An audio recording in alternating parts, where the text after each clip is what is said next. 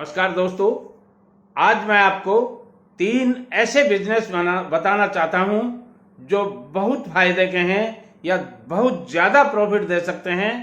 मगर सबसे पहले मैं आपको कहना चाहूँगा, यदि इन तीनों बिजनेस को या यूं कह सकते हैं तीनों बिजनेस आइडियाज को आप बिजनेस में कन्वर्ट करना चाहते हैं तो सबसे पहले अपने फाइनेंशियल एडवाइजर की एडवाइस लीजिएगा।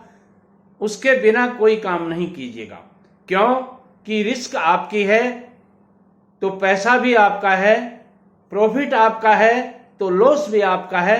मैं केवल आपको अपने विचार बता रहा हूं, आपके जचे तो मानिए और नहीं जचे तो वीडियो को क्विट कर जाइए।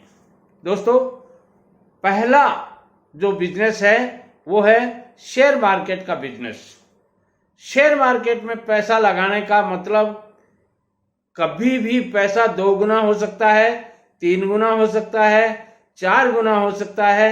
एक दिन में नहीं, 1 महीने में हो सकता है, 2 महीने में हो सकता है और 12 महीने में हो सकता है। मगर इसके साथ साथ इतना ही बड़ा नुकसान भी हो सकता है। ये आपको मान करके चलना चाहिए। इसलिए यदि आप ये बिजनेस करना चाहते हैं तो अपने फाइनेंशियल एडवाइजर की एडवाइस लेके कीजिएगा, अन्यथा नहीं। दूसरा मैं कहता हूं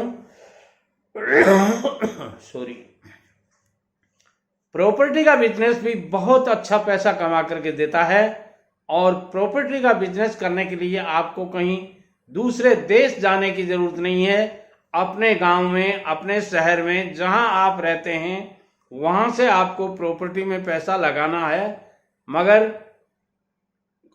प्रॉपर्टी में पैसा लगाने का मतलब ये है कि कभी भी उस पर लोन ले सकते हैं और प्रॉपर्टी की कीमत बढ़ते ही बेच भी सकते हैं। मगर ये बिजनेस भी आप अपने फाइनेंशियल एडवाइजर की एडवाइस से ही करें। और तीसरा जो बिजनेस बता रहा हूं वो बिजनेस है साधारण बिजनेस।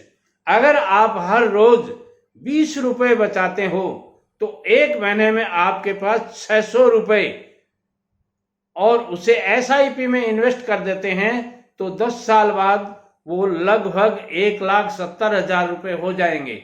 यदि ऐसा भी करते हैं आप तो सबसे बढ़िया बात, तीनों बिजनेस में से जो मैंने अभी बताए हैं उनमें से सबसे बढ़िया बिजनेस ये हो सकता है। इसलिए कभी भी आप कोई भी बिजनेस करें अपने फाइनेंशियल एडवाइजर की एडवाइस जरूर लीजिएगा और उसके बाद ही कीजिएगा। क्यों कि जैसा मैंने पहले बताया था, जब प्रॉफिट आपका है तो लॉस भी आपका ही होना है। नमस्कार।